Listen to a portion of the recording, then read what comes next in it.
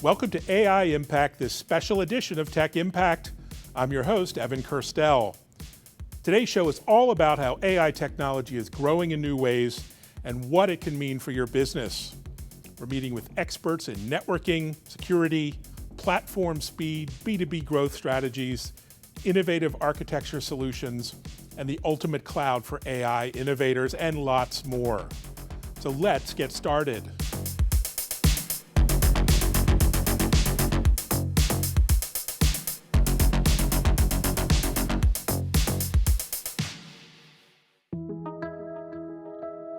Over the past several years, GTT has rapidly evolved into a leading managed networking and security provider. So let's meet Ed Morche, GTT's CEO. Hey Ed, welcome to this special AI episode of Tech Impact. Thanks, Evan. Great to see you. Thanks for having me. So let's start by learning a little bit more about GTT. They've made a ton of investments over the past 18 months. Where do you see yourselves in the market today, and where are you going? We have decided to make a ton of investments in the company. It's been an amazing couple of years. We have some of the best people in the industry. We think about our mission at the company is to take people and machines and connect them to their applications and their data anywhere in the world. We've expanded our network into Latin America and Southeast Asia. We already have a very heavy footprint in North America and Western Europe. And that matters because we need to be where our customers need to be. We connect all of them together with wherever they have to go. And we're now the fourth largest IP backbone in the world. We can keep up to 80% on our backbone. That means we can manage the quality of service from end to end, a really huge differentiator between us and people who are just telling their customers to use the public internet and that everything will work out just fine. So you're clearly focused on innovation these days at GTT. Right. How has AI impacted your cloud and infrastructure strategy? The first place we see it is really around cloud. And so we partnered with Hanover Research and said, what is going on in cloud? So the feedback we got is that private cloud is actually growing at double the rate that public cloud is because people want to repatriate more. They're concerned about security. AI-based capabilities operate better if they're closer to the end user. That growth is really important for us. We operate a VDC private cloud inside of our business. Our customers are asking us to help them coordinate and orchestrate traffic amongst all the hyperscaler clouds and the private clouds. And the next step is we built out our Envision Edge capability with edge compute. That allows us to operate things on our iPhone, on our desktop, on our laptop with very low latency near that where that equipment is locally deployed. What should a modern distributed global enterprise look for from their network services provider these days? You should look for people who are willing to help you get out of the prior regime of running your business. Which is a network-based architecture, moving into bespoke equipment architecture, where it's a piece of software on a piece of equipment, and you have to pull all of those together in your telco closet. Hard to manage locally when you don't have IT talent on staff at every single office. You need to partner with somebody who can help you manage that as a software-based capability, allow you to transform more effectively and quickly whenever you choose to, and someone who can help you stay secure in a multi-cloud environment and a local cloud environment. Amazing. Maybe talk more about agentic AI and what GTT is doing to leverage that opportunity. Sure. So what we look at with agentic AI is where do we have human-based processes that are highly repetitive? And what humans do really well is we're creative. We don't do the same thing over and over effectively. We get bored. And so your quality of your work tapers off with an agentic-based process. Use that for 3 shifts a day. Free our people up to go do more transformative and creative things. A good example of that is we've recently launched our Evo capability. First experience is our customers, our channel partners, our internal sales teams, and soon to be our external customers, can go in and quote any service they want over any term they want at any speed they want without having to talk to a salesperson or engineer. Go do my own research. People don't necessarily want to interact with the sales team all of the time. The next thing is it's really about humanizing the networking and security experience. Through Envision DX, you can use Evo to understand where are all my network assets that I've purchased from GTT. We have an observability agent that we've rolled out into our Envision Edge box, which allows people to look at environmental conditions to understand when they might be driving something too hard, when they might be able to add more capabilities and more services. Let the network talk to you, interact with it directly. That's how agentic AI is changing the experience around networking and security. So you're clearly leaning into the future. So what's next? So what I'm most excited about is how we have designed the company. We've built a framework where all of our data sits in one data lake. All of our LLMs and SLMs are interchangeable. We had to make sure that we could pull one of these large language models out of our architecture and insert another one with minimal work, minimal transition, and minimal transformation. That allows us to grow with whatever comes our way. Wow, extraordinary accomplishment. You're moving at light speed, literally, Yeah. and congratulations, onwards and upwards. Thank you, Evan, appreciate it. And if you'd like to learn more, check out their website, gtt.net, that's gtt.net, or log on to techimpact.tv.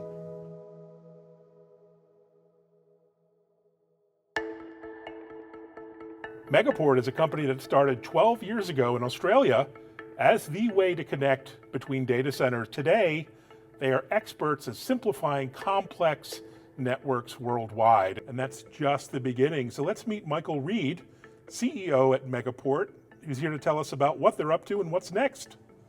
Hi, Michael. Welcome to this special AI edition of Tech Impact. Thanks for having us. Yeah, really excited to be here. Likewise, tell us about the journey you're on.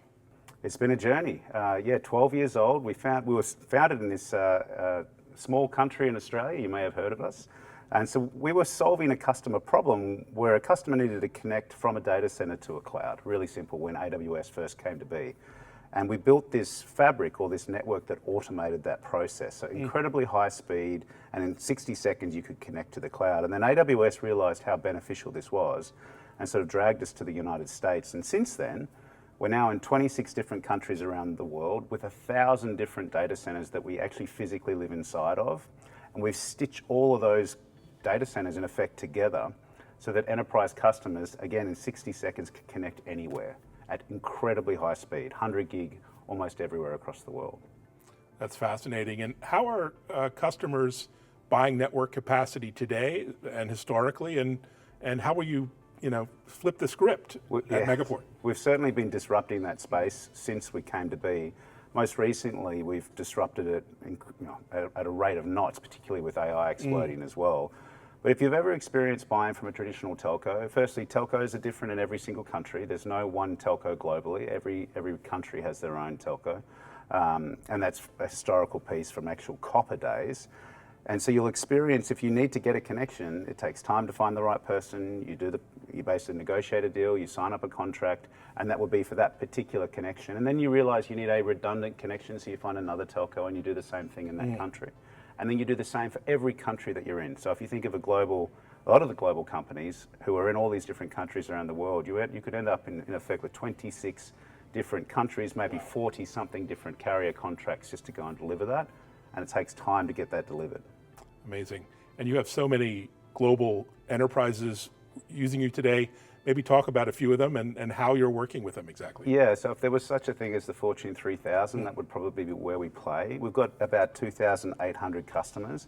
Most of them are global in nature or have high speed requirements from data centers. So they either live in a data center or have a lot of cloud connectivity, and that could be from a data center to another data center or between the clouds themselves. And so all sorts of companies. We've got something like 600 financial services companies, the largest in the world, sitting across that platform. You've got companies like FedEx or Tesla. We've got a whole range of Zoom and Cisco's and you name it, pretty much across the board. There's actually no real industry that we would service. It's just anyone that needs high-speed connectivity. Fantastic. And you have so many trends driving your adoption from cloud and multi-cloud to co-location and now AI workloads entering the mix. Tell us about that opportunity. Yeah, so we rode the cloud wave for the last 12 years and now we're riding the next wave, which is AI. And so AI is presenting itself in a really fascinating way. It's exploding incredibly quickly. And what's happening is these AI farms or these GPU as a service companies that NVIDIA is basically sort of helping to build out are not just landing in the traditional cloud providers, they're mixing up between all of these new players. So we launched a year ago an AI exchange where we now have 36 different providers of GPU as a service. So in effect, AI as a service that you can connect to in 60 seconds anywhere on the planet from any of our data centers at incredibly high speed to go and train whatever it is, the model that you're trying to do. It's amazing to see how fast they're building and how fast they're scaling compared to what the cloud took. They've done what the cloud's done sort of in a year, that's taken maybe them sort of 10 to 12 years to build. So it's very fast moving pace. Well, thanks for joining. So much opportunity yet ahead of you. And thanks for joining this special AI edition of Tech Impact. It was a pleasure. And if you'd like to learn more, check out their website at megaport.com. That's megaport.com, or log on to techimpact.tv.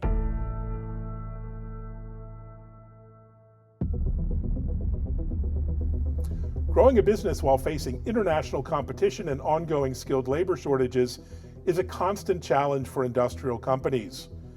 Artificial intelligence presents a host of new opportunities, particularly in mechanical, electrical and process, and plant engineering. Eplan and Rittal are demonstrating how AI can help companies accelerate growth and prepare for the future through practical, real-life project case studies. So let's meet Cassiano Fabris, Rittal's Vice President of IT and Hyperscale Solutions, to find out more. Hi, Cassiano. Hi, Evan. Thanks for having us, and I look forward to our discussion today. Well, thanks for being here, and tell us a bit more about your history and how Eplan and Rittal are using AI to make engineering more efficient and accurate. Sure. So Rittal is a German company. We were founded in 1961, so we have been on the market for over six decades. The first product we brought to the market was industrial enclosure. So basically invented the standard industrial enclosure as it is today. So the innovation has been in our DNA ever since. With the addition of Eplan to the family along the years, we became also a software powerhouse for electrical engineers. And now with the AI boom and the trends in the industry, we are developing engineering tools that will connect the digital world to the hardware world and make engineering and production more efficient to our customers. Through the years, we evolved to become a global leader in industrial automation and IT infrastructure. We have plants all over the world, and we're proud to say also we're very present in the US. We have been over 4 decades here. We have a large manufacturing facility in Ohio. We have our headquarters near Chicago, and also we serve our customers with warehouses and application centers throughout the country. Interesting. So what role does AI have in connecting the digital design process to physical engineering? Our Eplan enables engineers to produce a digital twin of their panel. And through the data bank with over millions of components from our partners, the engineers can choose the best selection of components, can optimize the space within the panel, and then can also predict errors and mistakes that could happen on the shop floor. And this enables a great growth in productivity to our customers. Fantastic.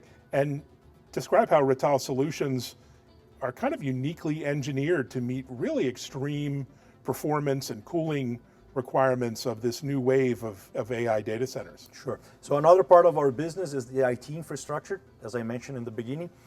And what we do is we go a long ways in the industry. So we start building racks and power solutions back in the days for IBM, Compact, and then we evolve into the cloud computing period, where we are partnering with the hyperscalers and the OCP community, and we're leading the design of the rack and power solutions for their data centers.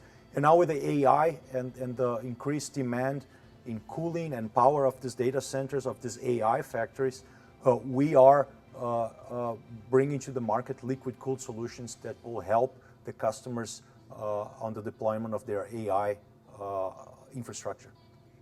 Amazing.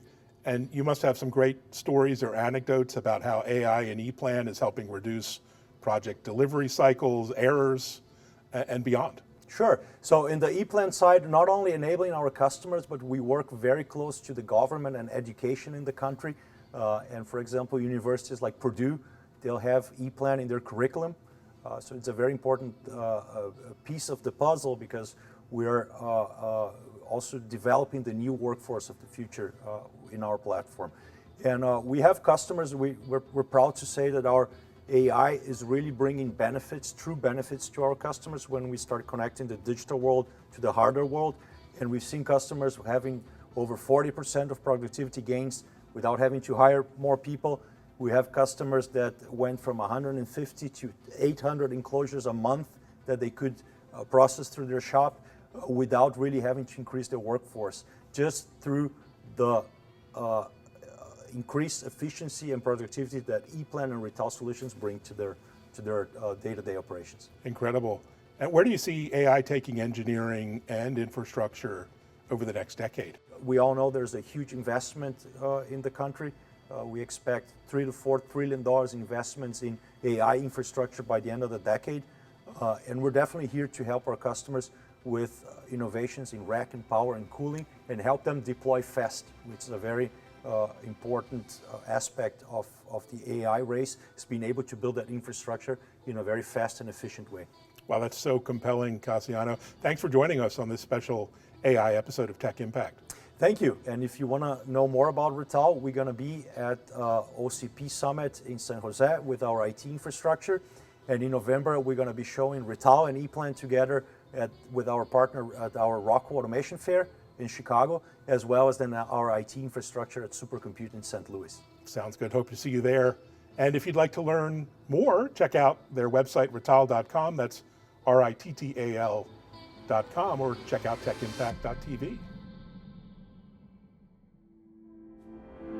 The experts at a company called Nebius recognized that AI's requirements were accelerating beyond traditional cloud capabilities and would require an entirely new infrastructure to be built, which constitutes one of the biggest tech challenges of our era. So let's meet Daniel Bounds, Nebius's Chief Marketing Officer, to find out more about his important work. Daniel, great to have you here today. It's a pleasure to be here. Well, tell us about the journey and the genesis of Nebius. Yeah. So Nebius as a company has not been around more than about a year, but our legacy is decades in the making.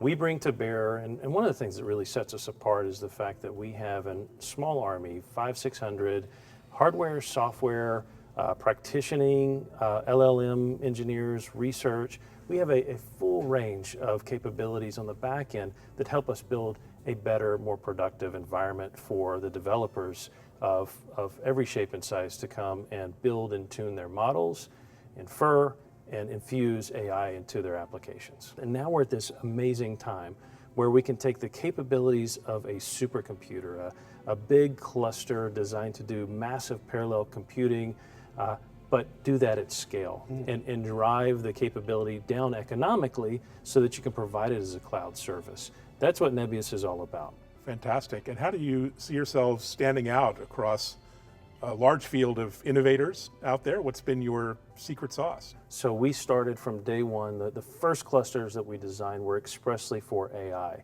But if you look at what makes an AI cloud today, yes, you have to have access to large amounts of capital, yes to power, yes to real estate, and yes to supply of accelerated computing. But the one thing that is in the shortest supply is human intelligence, building these machines from the ground up. And so that's what allows us to call ourselves purpose-built for AI, and that's really what sets us apart. We're in an AI race. Tell us about how your customers can expect to scale and grow with you over time. When we talk to customers, number one on their priority list is time to value. How quickly can I get up and running on one of your clusters, and can I rely on that cluster? And that is something that Nebius does better than anybody else on the planet. That reliable performance is important, but it also has to be blazing fast. And through our partnerships with technology leaders like NVIDIA, we're able to provide the absolute bleeding edge of performance in that highly available, highly reliable cluster. It sounds like you're really enabling the promise of AI to be realized today. Absolutely. And if you think about how people are infusing AI into their applications, there's a broad spectrum of companies, not just AI natives, but also enterprises. A company like Primamente, who came to us, they're building models based off of the structure and function of the brain so that they can diagnose early diseases like ALS and Alzheimer's. Because of the capabilities that we are partnering with them on, they're able to accelerate those discoveries and help us treat those diseases today versus years, if not decades in the future. So that is incredibly exciting. And then on the other end of that, you've got companies like Shopify. The world is their market, but they're looking for ways to serve the world better, and AI is the logical answer to that. But what they needed was a partner that helped them accelerate and hack, if you will, the timeline it takes from experimentation and fine-tuning to execution, so that their customers have better recommendations that they can rely on. They can better detect fraud, and they have better business tools that can help them compete and thrive in the market. Well, important work. Congratulations on all the success and onwards and upwards. My pleasure. So happy to be here. And thanks for being on this special AI edition of TechImpact.tv. And if you'd like to learn more, check out their website, Nebius.com. That's Nebius.com, or TechImpact.tv.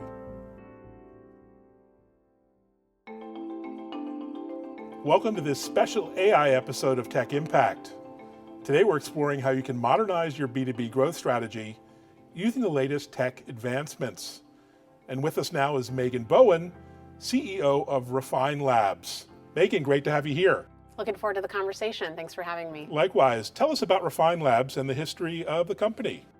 We started Refine Labs in 2019 because we were observing that B2B SaaS and tech companies had not evolved their marketing strategies to keep up with the changing conditions of how buyers buy. So over the last 6 years, we've worked with over 300 companies to help them modernize their growth strategy, ultimately driving more efficient revenue growth by aligning marketing, sales, and measurement. Interesting. So most companies talk about their funnel in very traditional terms. How many leads can you secure? It seems logical, trackable, quantifiable, easy to show ROI, but you argue that this approach is fundamentally broken. And you talk about a more modern demand gen strategy. What does that look like, and how does it evolve? I think the best way to answer this is tell you about our proprietary split the funnel analysis. And so as I was describing before, we sort of observed these legacy digital marketing strategies no longer producing the pipeline and revenue that they did before. And when we looked into the data more, what we found is there was a marked difference between low intent and high intent leads. Low intent is a volume game. You can drive a high volume of those leads, but very few will actually convert to customers. If you refocus on deploying high intent strategies, the volume of leads coming in might go down, but the quality is so much higher that the number of actual qualified opportunities and customers that you acquire is much more. And you recently announced something called the Vault. Maybe describe what that is in practice. The Vault is our intellectual property warehouse. It really is where all of our strategies, our frameworks, our playbooks, our experiments, our lab reports are all published. We have thousands and thousands of pages of content published. We have hundreds of videos in the Vault. We created it so that anybody that knew that they needed to modernize their B2B growth strategy, if they weren't in a position to hire us as their agency to help them, they can simply subscribe to the Vault and get access to everything that they need to do it on their own. You have a really interesting framework that you've developed, brand, demand, expand. Maybe describe what that is. A lot has changed, and especially with the rise of AI, I think brand and trust is going to be the primary driver for B2B purchasing decisions. The brand, demand, expand framework is essentially a way to think about your entire go-to-market motion.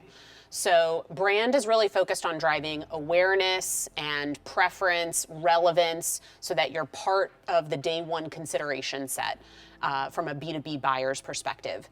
Demand is really focused on how you actually convert that interest into actual pipeline and customers. And then expand thinks about everything that happens after they become a customer in customer advocacy, evangelism, and expansion. Fantastic. So enter AI. Gen AI is radically reshaping how individuals behave and how organizations behave.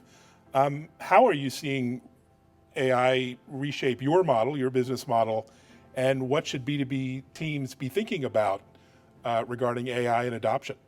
Yeah. I think about AI in two distinct ways, from an external market perspective and then sort of an internal B2B go-to-market execution perspective. So from an external market perspective, one key way that's evolving is people are turning to LLMs like ChatGPT or Perplexity to discover new products. And what's interesting is the best thing that a brand can do to show up in those results is actually audit all of their digital properties and their website for clear brand positioning across all properties and becoming discoverable through these new means that people are using. And what we find is those things break down in practice. So from an internal perspective, the number one thing that people can be thinking about now is cleaning up and centralizing all of their data. Wow, wonderful advice. Well, thanks so much for joining us on this special AI episode of Tech Impact, and onwards and upwards. Congrats on all the success. Thanks, Evan. And if you'd like to learn more, check out their website, refinelabs.com. That's refinelabs, one word.com, or log on to techimpact.tv. I'd like to thank all of our guests for being with us on today's show. If you have any comments about the show or would like to suggest a topic, let us know at info@techimpact.tv. For even more information, access our website at techimpact.tv. Thanks for joining us, and we'll see you next time on Tech Impact.